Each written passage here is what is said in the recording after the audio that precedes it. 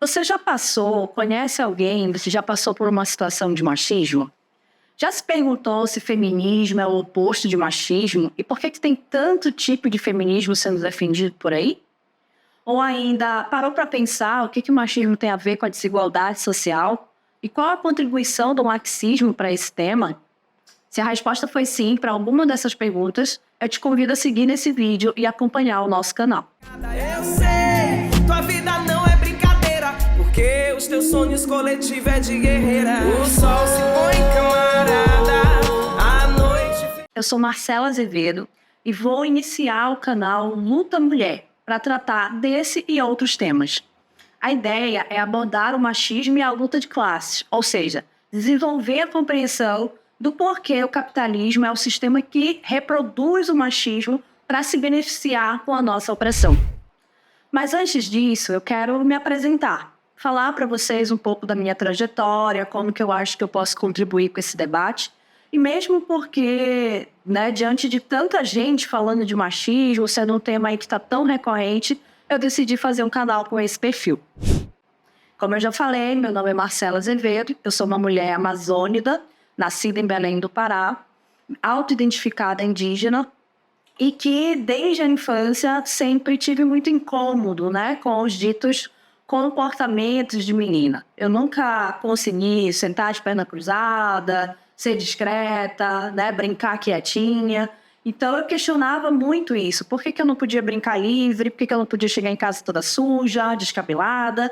Ou ainda por que eu tinha tarefas domésticas na minha rotina e o meu irmão não? Essas indagações me acompanharam até a vida adulta, e quando eu entrei na universidade para cursar terapia ocupacional, eu me aproximei de um grupo de estudantes que fazia parte do movimento estudantil. E dentre vários temas, como a defesa do SUS, a defesa da universidade pública, esse grupo de estudantes também debatia a condição da mulher na sociedade. E para mim foi um encontro, porque foi a resposta para todos os meus questionamentos desde a infância. Então eu fui estudar os chamados estudos de gênero, fui me apropriar dos conceitos sobre machismo, sobre a relação disso na sociedade, e comecei então a me dedicar cada vez mais a esse tema. Em 2008 surge no Brasil um movimento de mulheres trabalhadoras, que tinha como principal objetivo defender a independência dos governos, naquela época o governo do PT, e uma luta pautada nos interesses das mulheres trabalhadoras. O movimento Mulheres em Luta. Então, desde aquele período eu fui construir esse movimento e faço parte dele até hoje. E por conta desse processo, eu me aproximei das mulheres da construção civil em Belém. Ali eu pude ajudá-las a se organizarem contra o machismo e também no campo sindical. Mas, na verdade, quem mais aprendeu fui eu, porque com essa convivência eu pude perceber que o machismo, embora afete todas as mulheres na sociedade, ele é muito diferente para as mulheres pobres e trabalhadoras.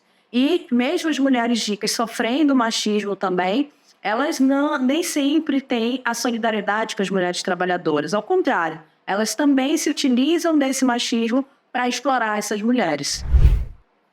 Essa experiência na construção civil foi um divisor de águas para mim, porque eu percebi que não bastava só lutar contra o machismo, contra a condição das mulheres, mas que era preciso uma luta muito mais profunda de mudança de sociedade, para que de fato as mulheres pudessem se emancipar. A partir de então, eu comecei a construir um partido político, o PSTU, que tem um projeto revolucionário socialista, no qual eu também me dedico à elaboração e à organização das mulheres trabalhadoras no enfrentamento do machismo e do sistema capitalista. Cada vez mais esse tema foi parte do meu cotidiano, foi se tornando ali grande parte dos meus interesses, e teve influência também na minha atuação profissional. Enquanto terapeuta ocupacional, eu atuei bastante tempo na saúde mental. E nesse contexto eu tive contato com muitas mulheres que vivenciaram o adoecimento mental, o sofrimento, fruto da opressão que sofreram, seja da violência machista, seja da repressão à sua sexualidade, no caso das LGBTs, seja no reflexo de violência sexual, da retirada dos seus filhos, ou mesmo na retirada do seu direito de decisão. Porque a gente sabe que a sociedade, o Estado, quer controlar as nossas decisões, mesmo quando a gente é considerada sã. Imagina quando são mulheres consideradas loucas, adoecidas. A situação é ainda pior para elas, né? Em 2014, eu saio de Belém e vou lá em São Paulo, né? Uma mulher indígena na principal capital do país, Amazônida. Obviamente, isso trouxe uma combinação do machismo com a xenofobia. Ali eu tive experiências muito negativas em relação a isso. Tive a minha estética ridicularizada, a minha capacidade profissional questionada, fui alvo de piadas, de preconceitos, e isso, por um período, me deixou bastante fragilizada, até paralisada nas minhas ações políticas. E com a ajuda de algumas outras companheiras, né, que estavam ali ao meu redor, eu pude perceber que aquilo era reflexo nada mais do que a gente já vinha apontando que acontecia na nossa sociedade. Então, eu me fortaleci e consegui dar um impulso ainda maior na luta contra toda forma de opressão. Atualmente, eu moro em Porto Alegre, no Rio Grande do Sul, e sim, isso vai ampliar as minhas vivências e as minhas experiências aí com essa mudança, né, de região, de cultura, etc. E eu vou falar para vocês aqui no canal como que isso também vai afetar, né, se vai afetar a luta contra o machismo. Bom, feita essa apresentação, vocês já podem perceber que eu tenho um recorte de classe, né, quando falo de machismo, e esse vai ser um pouco o perfil do nosso canal aqui. Mas vamos começar do início. Afinal de contas, o que é machismo? Como a gente pode definir essa palavra que tem tanto peso no dia a dia das mulheres? Machismo é uma opressão, que por sua vez é quando você pega diferenças naturais ou mesmo culturais e transforma em desigualdade para subjugar um determinado setor. O machismo é a opressão das mulheres em relação às suas diferenças com os homens. Acontece que grande parte das características femininas tidas como naturais foram construídas cultural ou socialmente. Por exemplo, o mito da fragilidade feminina, né? Coloca as mulheres como seres mais sensíveis, mais emotivos e que, por conta disso, não dão conta de determinadas tarefas. Isso é uma meia-verdade. Existem mulheres sensíveis, existem mulheres, né, emotivas, mas isso nada tem a ver com a sua capacidade de realizar ações, né, ou atividades, assim como também tem homens que são sensíveis, que são emotivos, e isso não tem a ver com as suas capacidades, com as suas aptidões. Ou mesmo quando se coloca que as mulheres têm um instinto materno, têm uma aptidão natural para os trabalhos domésticos, para as atividades de cuidado. Isso também não é verdade, né? Não à toa a gente vê uma série de situações que dão evidência de que as mulheres não necessariamente estão aptas a desempenharem o papel de mãe, ou ainda, né, os trabalhos domésticos só são parte das nossas habilidades, porque desde muito pequena a gente recebe um joguinho de panela, um joguinho de cozinha, para ir treinando essas atividades. Enquanto que os meninos recebem bola, carro, jogo de montar, e isso vai já estimulando diferentes habilidades, aptidões para a vida futura, para a vida adulta.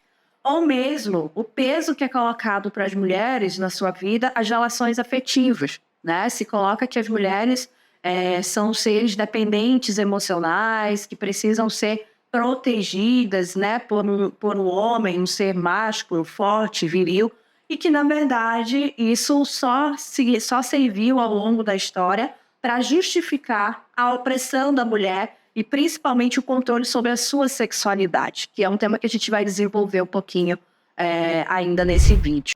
E por que a gente diz que essas características tão comuns, tão enraizadas, né, no nosso imaginário como representação da mulher, né, do ser feminino, foi construído socialmente e culturalmente?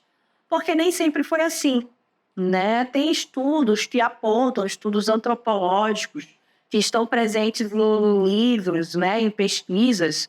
Um desses livros bem conhecidos é o livro do Engels, né, que fala sobre a origem da propriedade privada, da família e do Estado, onde ele vai desenvolver no estudo, vai apresentar um estudo que mostra que as sociedades primárias, elas tiveram diferentes formas de desenvolvimento, né? Ou seja, aquelas primeiras sociedades, né, primeiros agrupamentos de seres humanos, eles tiveram diferentes características no seu desenvolvimento, a depender da região, né, do período, etc. E tiveram sociedades onde, mesmo existindo a divisão sexual do trabalho, né? Então, vamos considerar essas sociedades primárias tendo como principal objetivo a sobrevivência. Então, essa sobrevivência significava ter comida, ter alimento, que vinha da natureza, né? E que esses seres humanos tinham que buscar na natureza esse alimento, e a própria reprodução da vida, que era, né, concebida ali pelas mulheres daquele grupo. Isso causava, né, determinava uma divisão sexual do trabalho. Os homens iam à caça, à pesca, como a gente conhece aí, né, historicamente, e as mulheres permaneciam nos locais de assentamento para garantir os cuidados daquelas pessoas que ali ficavam, principalmente das crianças, das pessoas mais velhas. A gente nem tinha idosos, né, porque a expectativa de vida era muito baixa dessa população, mas as mulheres eram responsáveis por ficar naquele ambiente.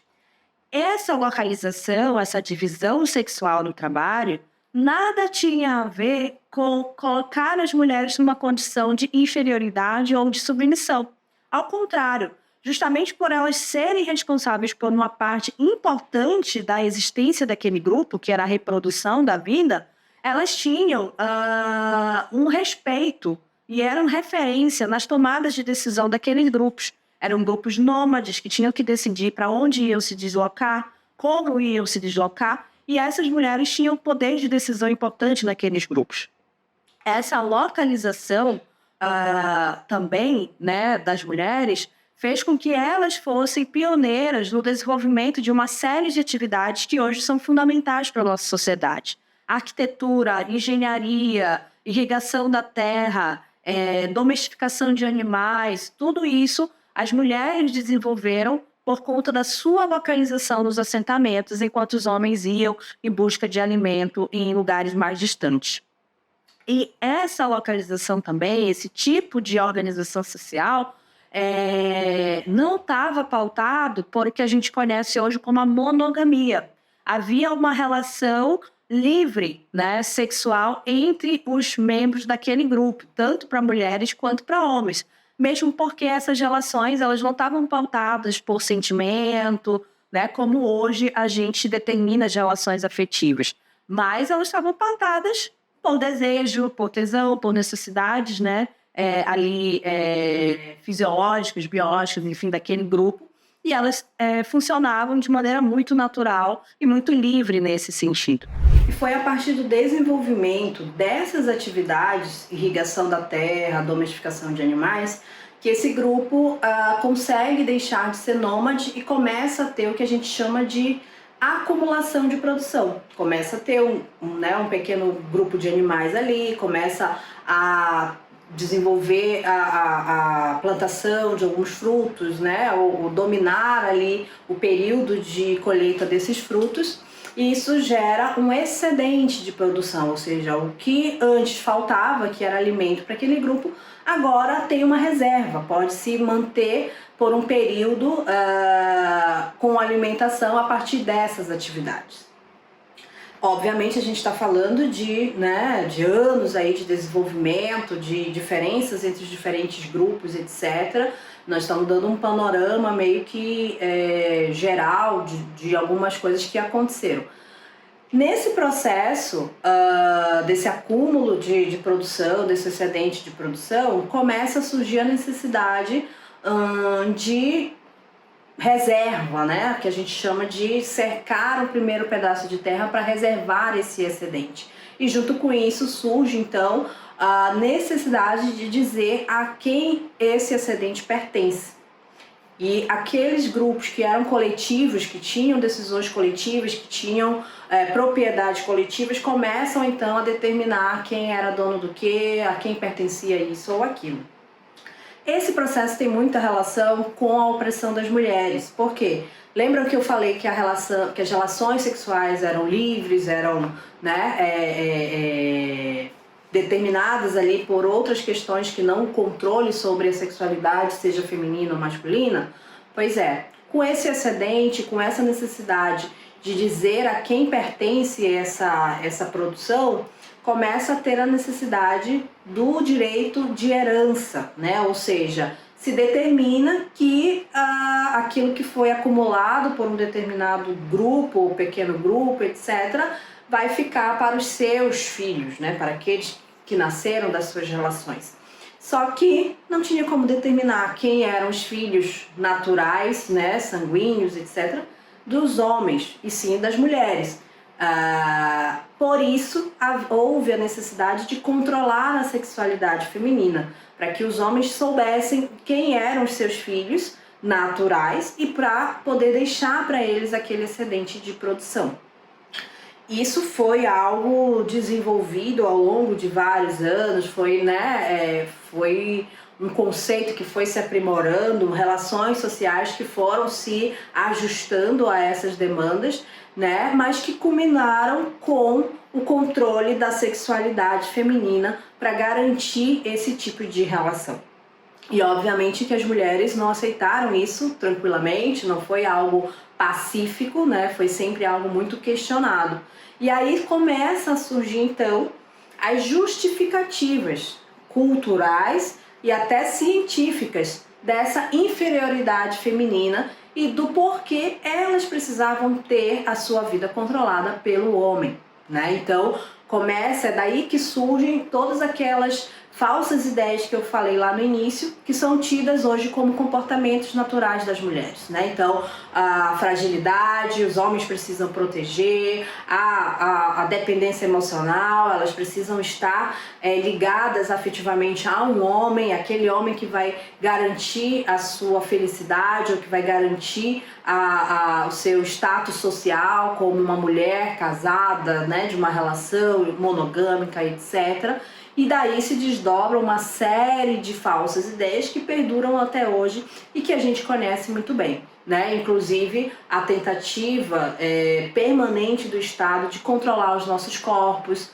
né? De controlar a nossa vida sexual e reprodutiva, né?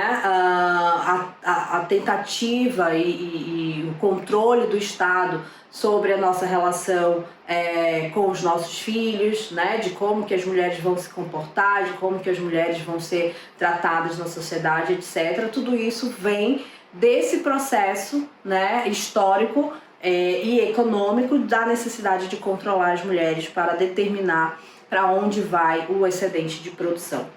É por isso que o marxismo compreende, né, a opressão da mulher como algo decorrente do surgimento da propriedade privada. Por isso que nós relacionamos essa opressão, ou nós relacionamos a possibilidade de superar essa opressão com a necessidade de superar a própria sociedade de classes, para que a gente garanta, de fato, às mulheres a liberdade de decisão, de comportamento, de produção, etc., na sua vida.